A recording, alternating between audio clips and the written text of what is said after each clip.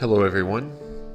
Thank you once again for joining me for The Dark Place, a place where we delve into the chilling stories that captivate our minds and challenge our understanding of the human psyche. I'm your host, Adam, and tonight we're going to explore the tragic and perplexing tale of Alec Kreider.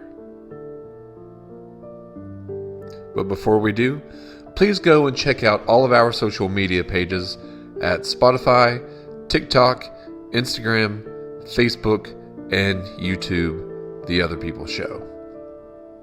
Now on with our show.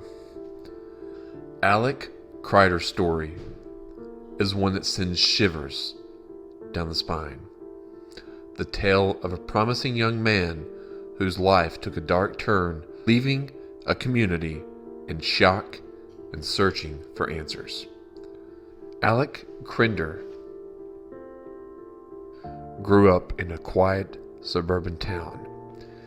He was seemingly a regular teenager, a typical teenager, with a bright future ahead.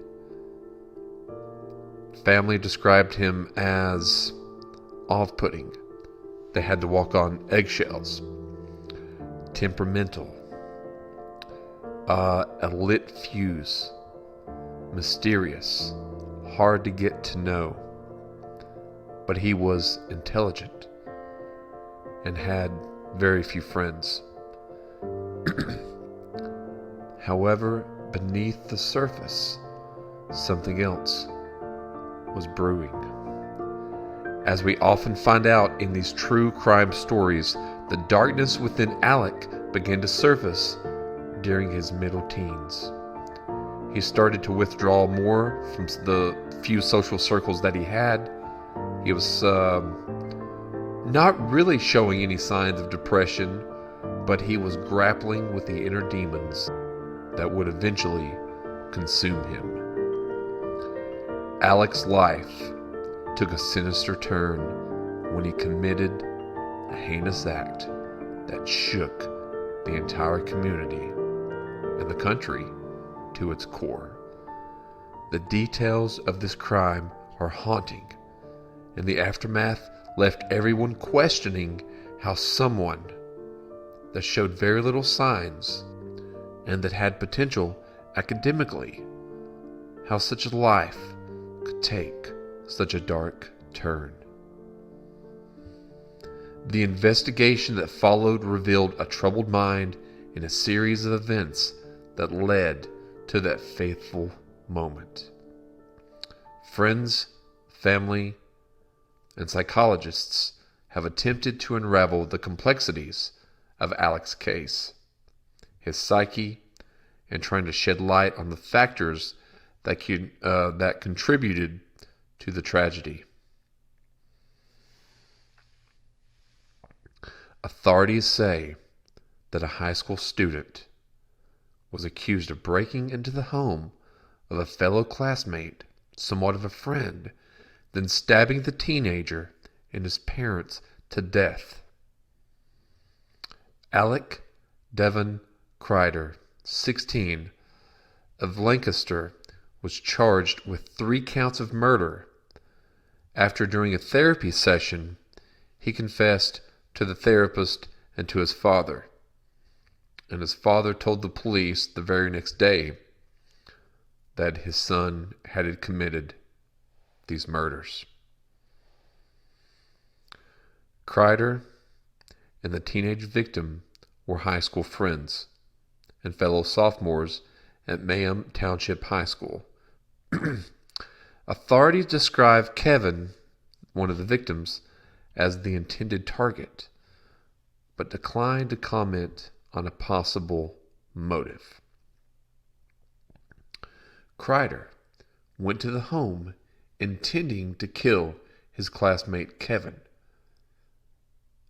stabbed him in the neck and the chest over 20 times.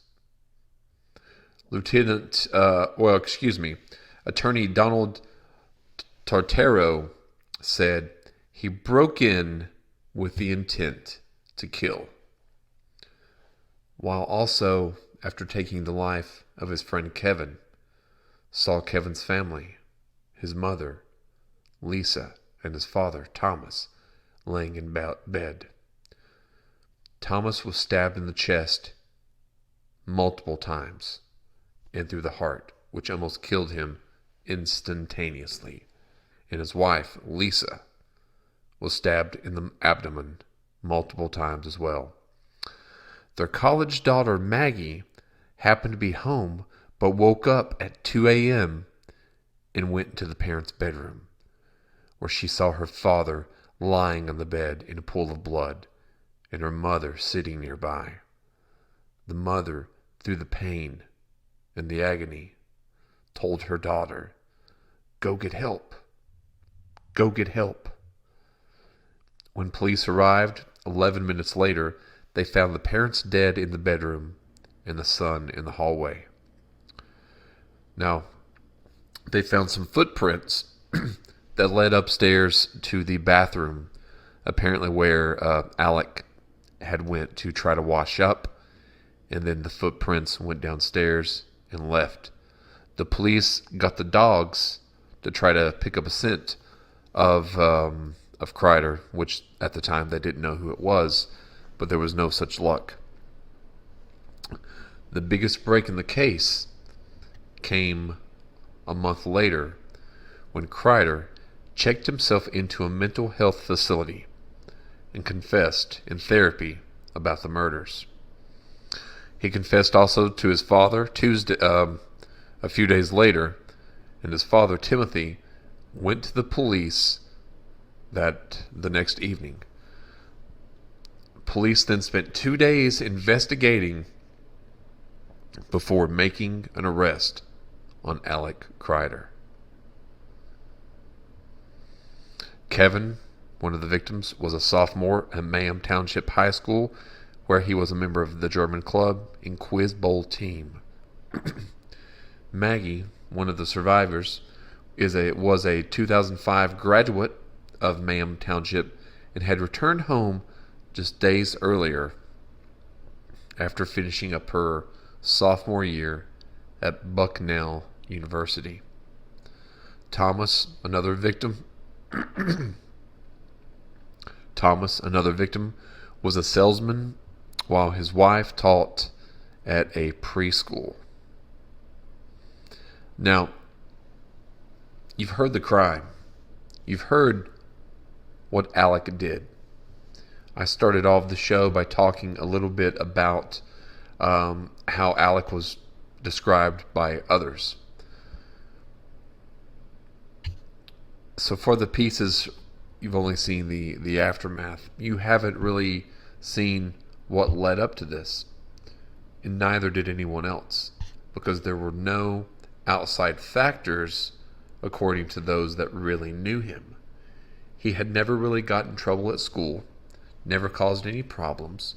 His grades were good, and he was just a shy, quiet, kept to himself kind of a guy at school.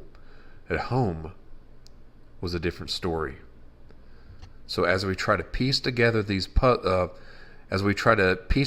puzzle of Alec Kreider's life, we must also try to explore the impact his actions had on the family, his family, the victims, the legal system, and the community at large. So let's get a little bit of information about Alec Kreider at home. He was known to have outbursts. He was known to get frustrated easily. His family often walked on eggshells just to make sure that they didn't make him upset. When he was as young as 3 years old, he was playing with toys. His father told him, "It's time to go to bed, son. Put those toys away, or I'm going to count to 3. He started counting. 1, Alec, as a young kid. 2, 3, rushed the countdown just to see if his father would follow through.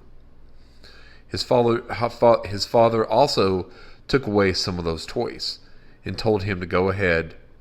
And his father also took away some of the toys. And Alec told him, "Go ahead, take them all. I don't care." His father then later said he could have the toys back if he apologized. But Alec never did apologize and never did ask for those toys back. His father, however, gave the toys back a few months later. Alec attempted to strangle his brother while playing a video game. That was also an early sign. Later, when Alec was telling his girlfriend on their phone call, he said that he was really upset that he was unable to actually kill his brother during that strangulation. Alec also had a low tolerance for noises, and like I said, his family was extremely nervous and walked on eggshells around him. People often found him difficult to read, and like I said, he did do well in school. He was an honor roll student, but he didn't have that many friends. And also, now looking back, his writings also shared a glimpse into his mind, as he stated in several writings that he had a need and an urge to kill. Also, a writing that occurred a week before the murders, he said, "I have an urge to kill." Why did Alec kill? The motives for Alec have never been revealed, and they never will be revealed. He was sentenced to life in prison without parole in 2007.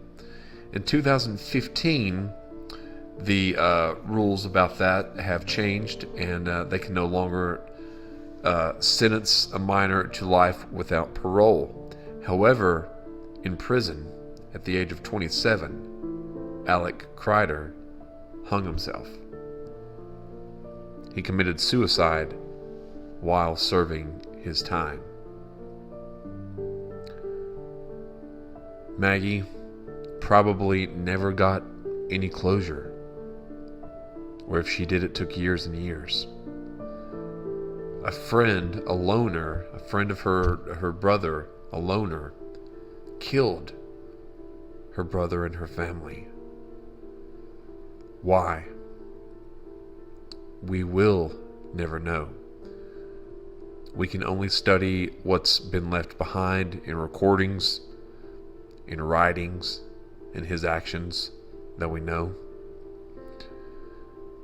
Did Alec kill because he was empty and he thought that the murders would make him feel something? And when he realized they didn't fill that empty void, he confessed. As we conclude today's episode, we reflect on this Alec Kreider's story, which is a cautionary tale that forces us to confront the fragility of the human mind and the importance of understanding and addressing mental health issues. Thank you for joining once again on The Dark Place. And if you have any thoughts or insights into the Alec Kreider case or any other story, please reach out to us on the social media pages. That's the Facebook, YouTube, Spotify, TikTok, or Instagram. Until next time, have a good night.